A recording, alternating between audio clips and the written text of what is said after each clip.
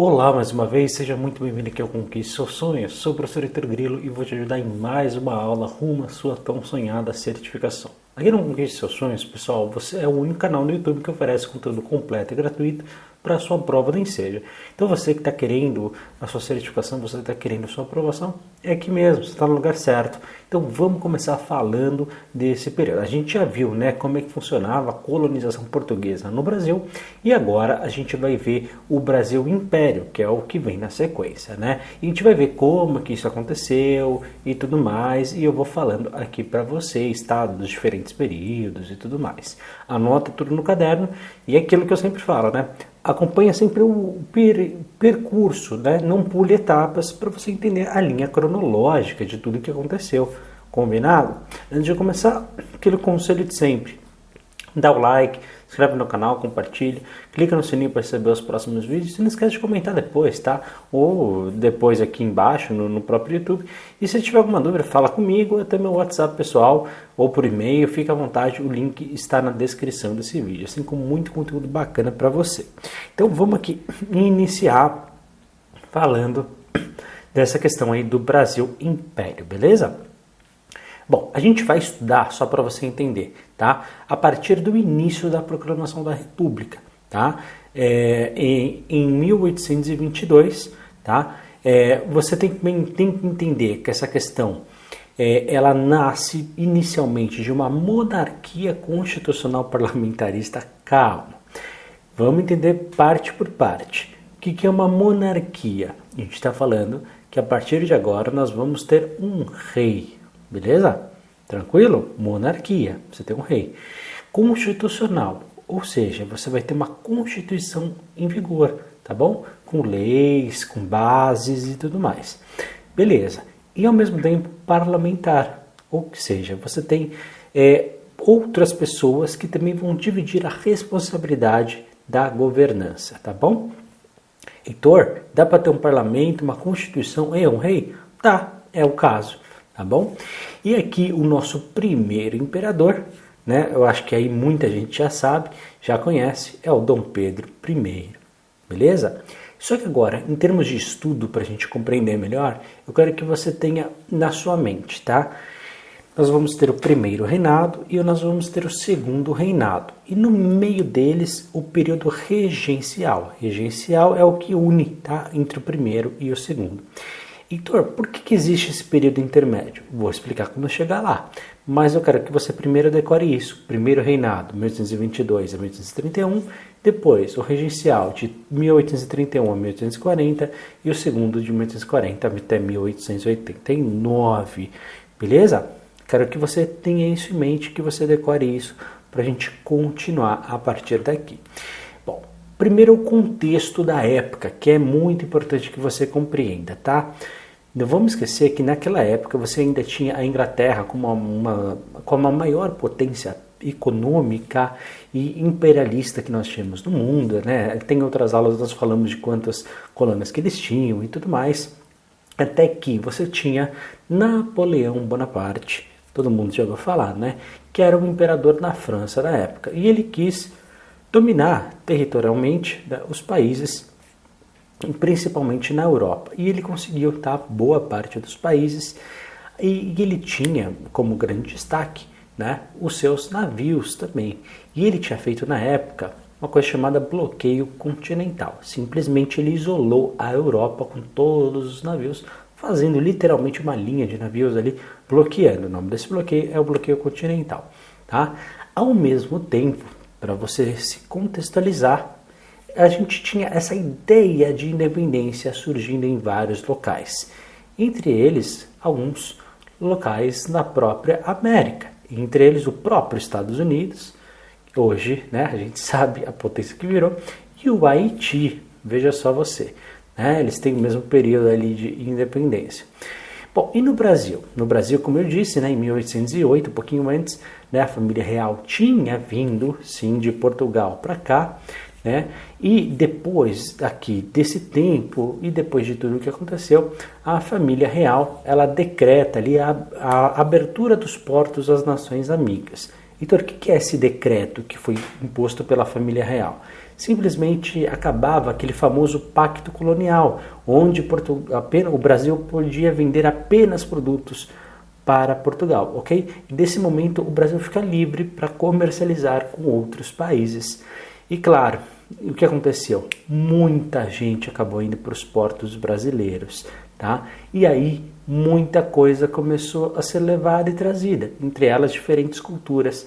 E claro, aquele papinho de independência que estava tendo em outras regiões, em outros países, também surge no Brasil. E a população local começa a ter aquele desejo de se emancipar, esse desejo de liberdade. Fala, bom, por que a gente tem que ficar ligado a Portugal se a gente pode ser, né, independente? Ao mesmo tempo, olha só que coisa, né, como as coisas estão interligadas. Em 1820, você teve em Portugal a Revolução Liberal do Porto, tá? Na cidade de Porto, em Portugal. E, entre outras coisas, o pessoal pedia que o rei português que estava no Brasil voltasse para Portugal. E pediram.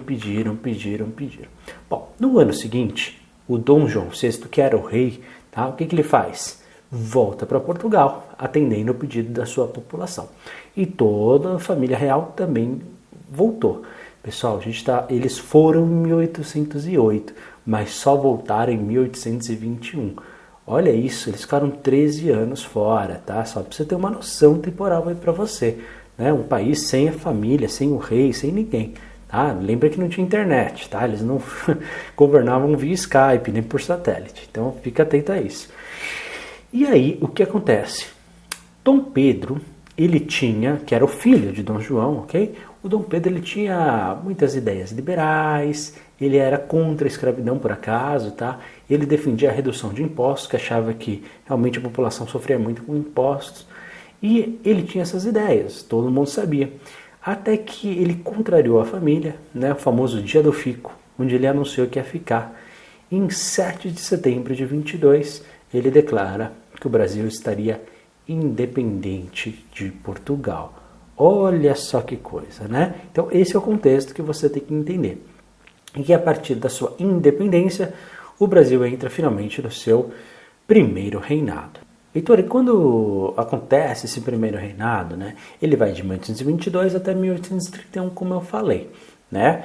E ao mesmo tempo, lembra que eu falei, né? Que era uma monarquia constitucionalista parlamentarista. Então você tinha uma Constituição, e essa Constituição foi feita em 1824, tá?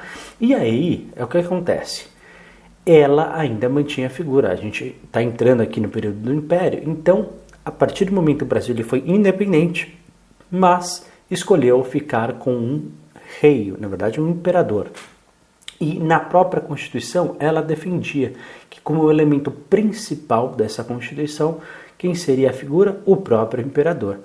E quem que ficou no poder, pessoal? Dom Pedro, tá bom? Então, Dom Pedro, né, acaba ficando ali como o centro. Você acha que a população gostou? Alguns sim, mas outros não. Então, você teve um período de muitas revoltas, onde o pessoal falou, não, a gente quer ser livre de verdade, sem depender de pessoas que estavam ligadas à coroa, né? Senão não faz muito sentido. E você teve uma das principais revoltas, foi a revolta em Pernambuco, né? Onde eles pediam justamente essa autonomia, e que é chamada de Confederação do Equador, tá? E o governo fez, assim como fez com outras, o que foi? Reprimiu de maneira bem violenta, tá? Ao mesmo tempo, durante esses primeiros anos do período do primeiro reinado, nós tivemos também a Guerra da Cisplatina em 1825, onde você tinha, né, o Uruguai, ele quis a sua independência. Ao mesmo tempo, o Brasil, para entrar nesta guerra, ele teve ali muitas e muitas dívidas. E claro, né, muita gente fala, pô, por que o Brasil tem que participar disso?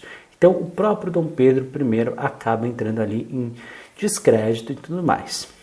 Bom, em 1831, passado alguns anos, o que acontece? 6 anos, né, depois da guerra, o pai dele, o Dom João, que tinha ido para Portugal, morreu.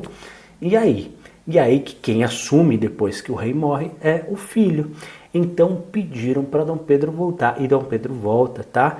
E aí o filho dele que vai ter que assumir, o próprio filho de Dom Pedro, ele assume como sucessor, tá bom?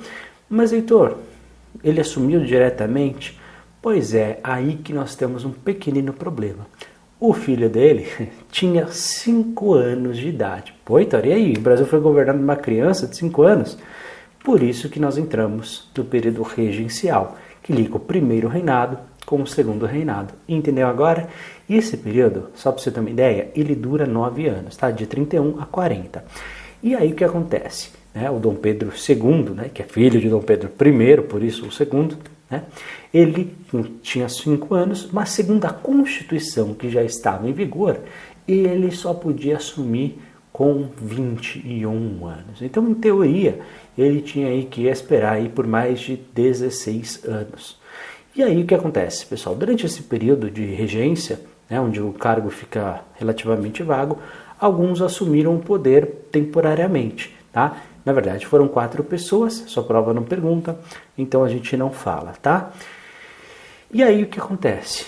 Antes dos 21 anos, com 15, ele acaba por assumir o poder. Ah, Heitor, mas a Constituição não falava que era com 21? Falava. Então, por que ele assumiu com 15?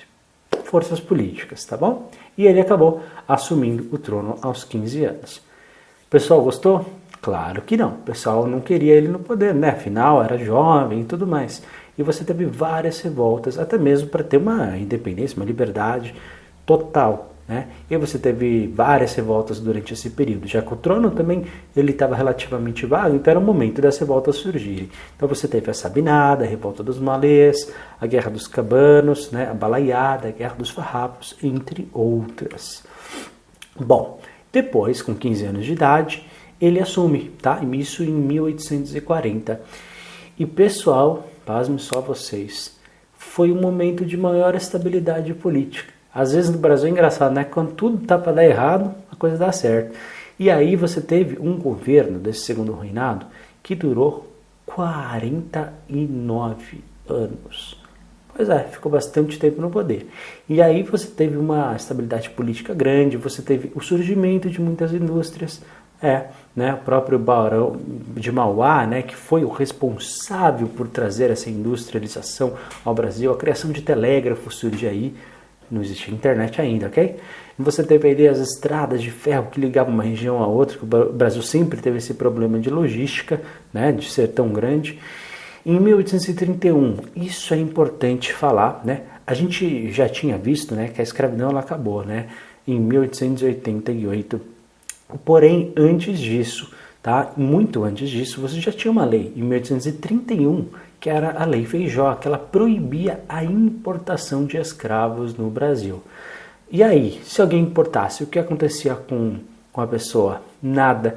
Foi uma lei que foi criada, mas não escreveram qual era o crime, qual era a pena dessa pessoa caso ela cometesse esse crime, tá bom? Então ela não era muito respeitada. Depois você também teve a Lei Eusébio de Queiroz, que fazia a mesma coisa, proibia a importação de escravos, mas dessa vez você tinha uma penalização sim, tá bom? Heitor, e aí, por que se a lei foi feita em 31, por que só em 88, né, que a gente teve a proibição com a assinatura da Lei Áurea? Porque aqui você acabava a importação, ok, não podia mais trazer escravos da África para o Brasil, mas aqueles que aqui estavam podiam ser comercializados, entendeu a diferença? Pois é, durante o período também, esse segundo reinado de Dom Pedro II, você também teve a Guerra do Paraguai, tá? E isso fez com que o governo brasileiro também aumentasse as dívidas com a Inglaterra, né, que nem detinha o poder. Lembra que a gente falou, aqui era o momento da segunda revolução industrial, lá que a gente falou da Inglaterra lá atrás, tá bom? Então a Inglaterra estava aqui em cima, né, do período imperialista. Bom, o que acontece? Tivemos muitas crises até que, no dia 15 de novembro de 1889, acaba de vez essa ideia de ter rei, tá? E é feita a famosa Proclamação da República, ou seja, o governo a partir de agora está na mão do povo e não mais de um rei, tá? Então continuou-se com a ideia aí, né, de você ter um governo liderado pela sua população através do voto e tudo mais, né? E não mais na figura central de um líder, de um imperador. E o primeiro presidente eleito, depois a gente vai ver quando a gente falar da República, foi o Marechal Deodoro da Fonseca, o nosso primeiro presidente da República. Mas aí é um papo que a gente vai conversar daqui a pouquinho. Pessoal, muito obrigado então por ter assistido esse vídeo. Espero que você tenha compreendido. Dom Pedro I, período regencial, os 4 que ficaram ali no poder, e depois o Dom Pedro II aí por mais tempo, tá bom? Qualquer dúvida que você tenha, só falar comigo. A partir de agora, da próxima aula, a gente vai falar um pouquinho sobre essa ideia aí da República, né? Como é que ela foi feita, se deu tudo certo ou não, quais foram os problemas. E aí também um papo aí que você tem que prestar mais atenção, tá? Porque tem alguns detalhezinhos, é mais fácil inclusive do que isso, mas você tem que saber alguns detalhezinhos bem pontuais. Não perde. Foca, continua estudando, anota tudo que vai dar tudo certo, tá? Você vai ser aprovado. Qualquer dúvida, fala comigo, tô aqui para te ajudar. A gente se vê na nossa próxima aula. Não esquece do like, se inscrever no canal, comentar, compartilhar, clicar no sininho. Dá uma olhada na descrição desse vídeo e a gente se vê daqui a pouco. Forte abraço, até a próxima. Tchau, tchau.